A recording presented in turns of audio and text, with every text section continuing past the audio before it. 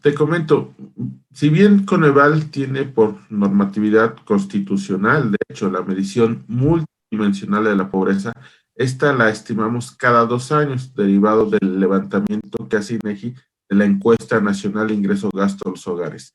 Sin embargo, tenemos una medición trimestral que es la pobreza laboral, es decir, el número de personas que tomando exclusivamente sus ingresos laborales puede tener la posibilidad o no de consumir, de adquirir la canasta alimentaria. También Coneval ha definido la canasta alimentaria mínima, que es un conjunto de casi 30 productos básicos que una persona tendría que estar consumiendo de manera mensual.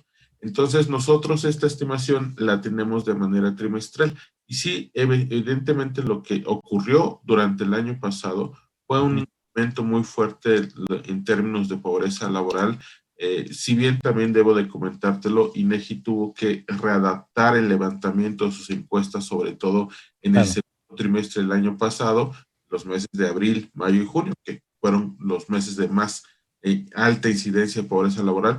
Previo a la pandemia, sí había habido una cierta disminución en términos de pobreza laboral.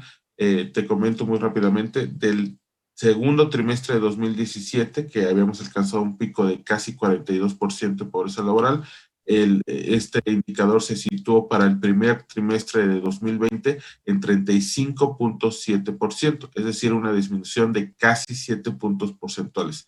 Sin embargo, como te comento, en el segundo trimestre del año pasado hubo un incremento muy fuerte, llegamos hasta el 55% de niveles, de porcentaje de la población en pobreza laboral en el mes de mayo, y a partir de ahí, junio ya empieza a descender a un 47%, en el tercer trimestre se sitúa en un 44% y cerramos el año pasado en un 40%. El último dato más reciente es el que dimos a conocer para el primer trimestre de 2021 y se situó en 39.7%.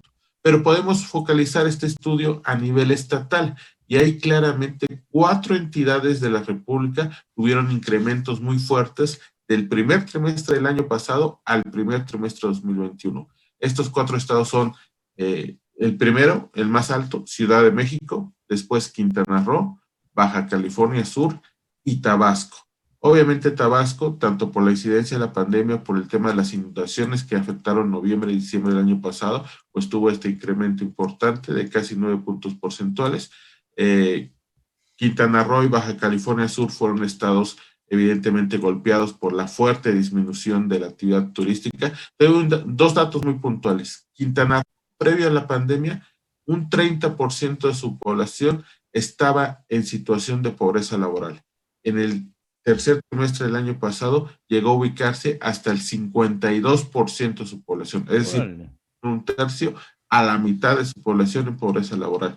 Y Baja California Sur era el estado con menores niveles de pobreza laboral en todo el país. Apenas llegaba a un 18% de su población en situación de pobreza laboral, pero desafortunadamente por el tema de la pandemia también se llegó a ubicar hasta un 31-32% de su población en situación de pobreza laboral. Y finalmente la Ciudad de México, pues derivado de, me parece que es un buen ejemplo de cómo la economía nacional está prácticamente su población económicamente activa enmarcada en el sector servicios. Obviamente lo sabemos muy bien, el tema de restaurantes, comercios, transporte, tiene una reducción, y también esto explica por qué Ciudad de México fue la entidad con mayores incrementos de pobreza laboral en términos relativos del primer trimestre del año pasado a este primer trimestre de 2021. ¿En cuánto tenía de pobreza laboral en el primer trimestre del año pasado?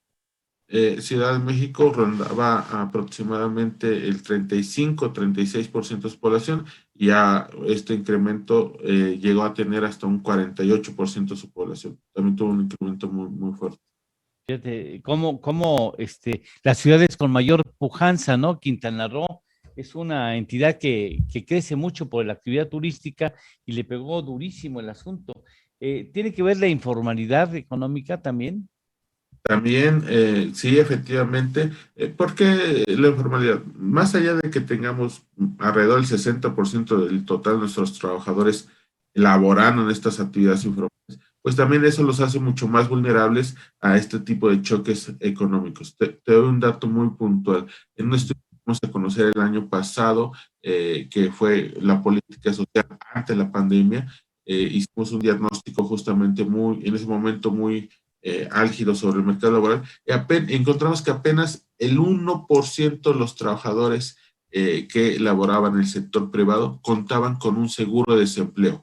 Es decir, el 1% apenas de nuestros trabajadores que están en ámbitos laborales privados contaban con este recurso de protección social. Entonces, obviamente, mientras mayor número de trabajadores informales mantengamos, pues menores esquemas de protección social pueden acceder a estos.